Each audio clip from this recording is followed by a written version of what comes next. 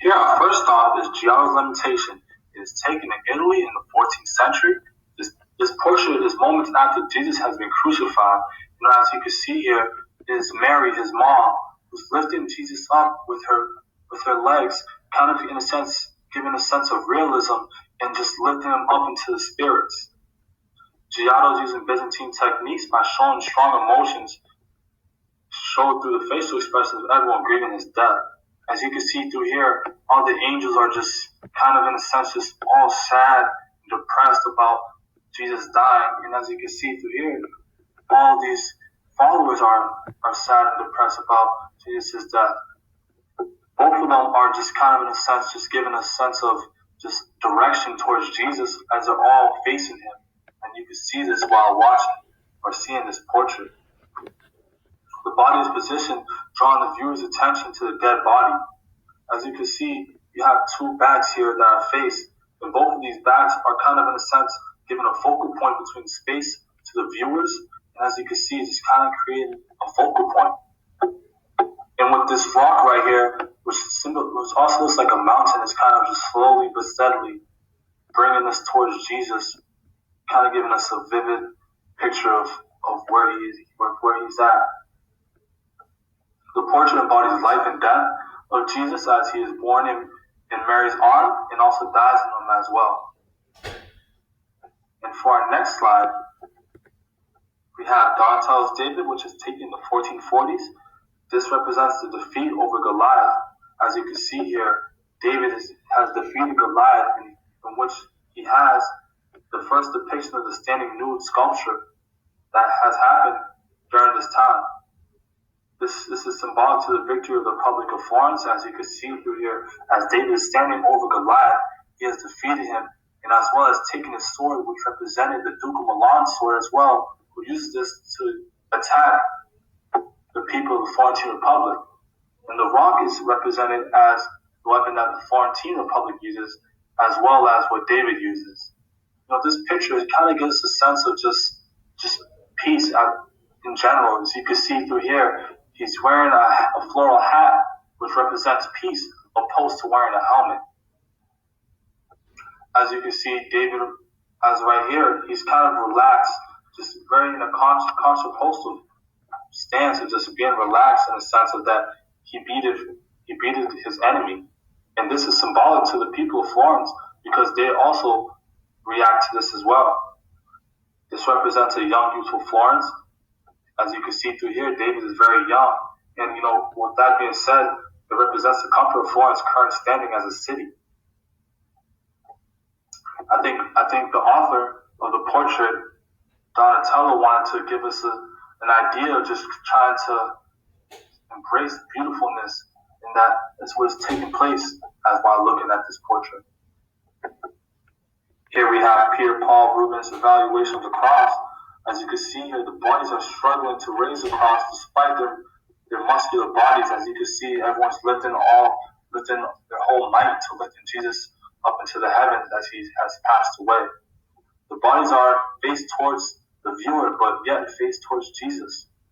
So you don't really see their faces, creating a better vision of what Jesus is at. And as you can see here, his pale skin is very bright, and with the background being dark, it kind of just blends in and creating like a sense of hope. As you can see here, the light shines on Jesus, and it kind of creates a sense of hope and sanctuarity.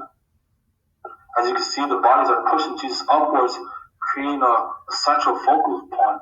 As you can see, they're just lifting him up in a sense, just kind of giving that the spirit, kind of bringing him up to the heavens. Here, in our next slide, is Rembrandt van Ringen's anatomy lesson of Dr. Tulip. This is a group of students eager to learn about the anatomy taught by the doctor. As you can see, these students are very engaged.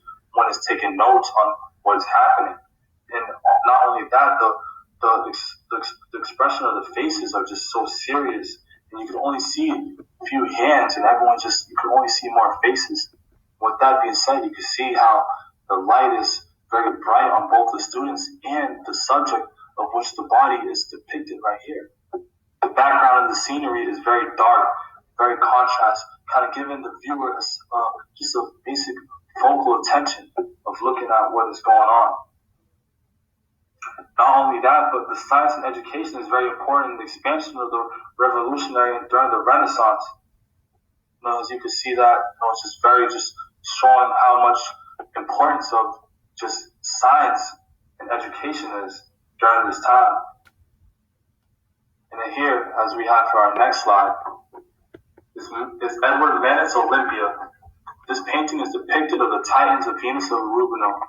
The French prostitute is laying in bed after doing her job and receiving a gift from what we might assume her customer, and her maid is bringing it to her, as you can see with the blended of the dark of this background, as you can see with the cat, they're all blended in, kind of giving a sense of just only Manet. As you can see, you can see Olympia is not perfect, showing that she's not beautiful by showing showing details and focusing on both her hands and feet by showing that it is dirty. As you can see through here, her hands are very dirty and they're very stubbed, as in the sense of just being short. You don't see nothing really detailed. And you can see her legs is very disproportionate, so just kind of in a sense not giving that feminine side to her, more likely like a manly side. As you can see, her body is kind of stiff, not really in a sense of relaxed as you're supposed to be while laying on a bed. Her face is very kind of in a sense just looking at the viewer, as in the sense that she doesn't care about other people's opinions on her of not being perfect, and she's just trying to embrace her body in the sense of just being beautiful. That's what people might not think of. The author, in my opinion, was probably trying to just kind of envision us to really be in a sense of just being allowed to embrace our bodies and taking it and not allowing what people think of us. Edwards embracing imperfection and allowing the viewers to be aware of the conventions of the modern art. And this is expressed through the facial expression as well, like I said earlier.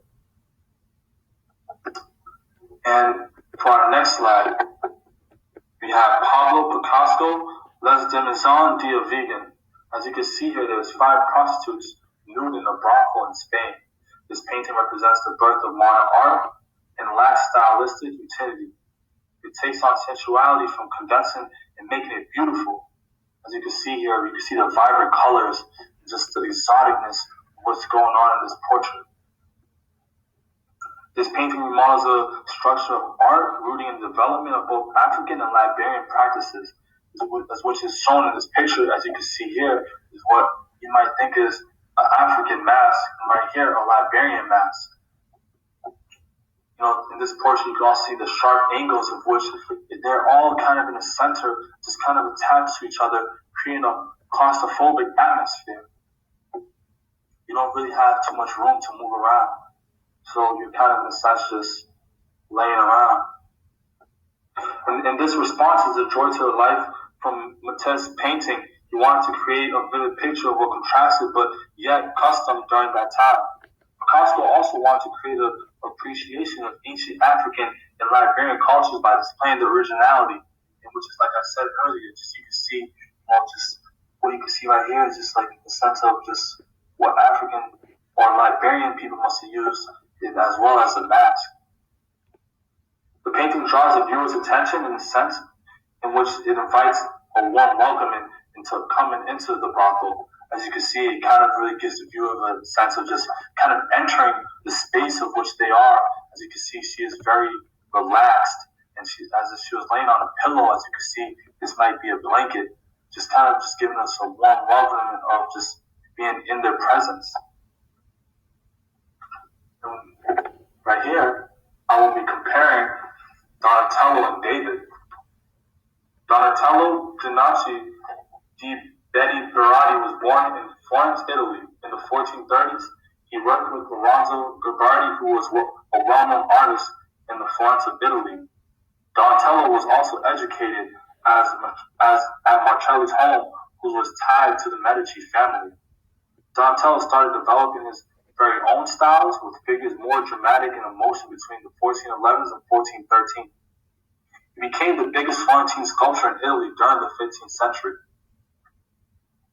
As you can see, Donatello was very determined to become an artist. Donatello also created the King David sculpture in the 1440s in Florence, Italy during the early Renaissance.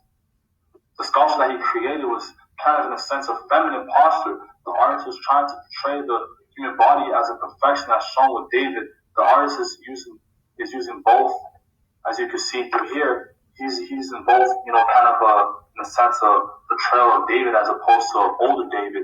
He's very young and kind of just giving us a sense of what the Florentine Republic people are. Donatello, he was basically just trying to say he wanted to create a source of hope for the Florentine people, and Donatello also wanted the people of Florence to embrace confidence in themselves if they were ever to face another, maybe, enemy again.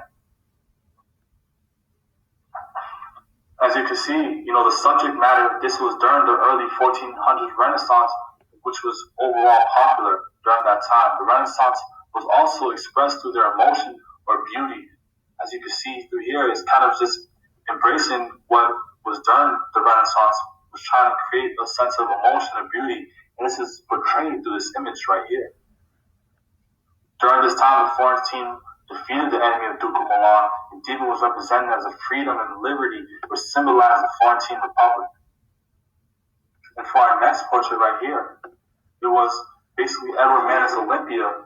He was born in Paris of France. He was a French painter who dissipated both scenes of people and the city life. At 18, he began to study under Thomas Culture, one of the first 19th century artists to paint modern. He also was a lead artist from transitioning from realism to impressionism. He also created his work in 1863. He exhibited in Paris during the Renaissance. One of the things that I believe that he was trying to say was rebel over female gender norms, embracing your flaws, as well as ignoring people's opinions of what they might think of you or portray as you. He also wanted you to gain confidence in yourself by believing that you too are also beautiful, despite your traits. In both of these pictures, of these portraits, they both have similarities in which both characters have feminine postures, and both portraits express nudity by allowing the viewers to understand their message. Despite the trials and tribulations of both characters, they both portray a sense of tranquility. The differences between these two portraits is that Venus is not godlike, while King David is portrayed as he is. As you can see through here, David is portrayed as being glamorous and beautiful, and just as a sense of just defeating the enemy, kind of really embarks on what he feels as is beautiful. And as through this scene right here, it's just basically just showing that Manet doesn't really care about not being beautiful, as she just cares about just embracing her flaws, as opposed to David, who kind of in a sense just doesn't really care of not embracing that and just being beautiful. These two both have different messages, in which the similarities and differences between these historical cultures, both paintings are happening in a similarity. Both paintings are happening after wars, and these wars were fought in Italy during the Italian Renaissance. Some of the differences that happen between these is that during the historical cultures that David portrayed was symbolic of peace, as Olympia portrayed people wasn't fighting with their emotions. No such thing as race was based slavery, as you can see through here, is that during this time they were going through slavery, but as opposed to David, they weren't going through slavery. So it kind of just gives a sense of what the time period was of what this was just being slavery, and what this portrait was not in slavery. David was painted representing comfort, and Olympia was presenting corruption. So as you can see through here, is that David, he was with comfort and relaxed, and after the war, it was kind of in a sense was peace, as opposed to during this time, even despite Olympia being embracing her flaws, there was still corruption happening after this time period. Thank you for taking this journey to this presentation, and I hope you will come again.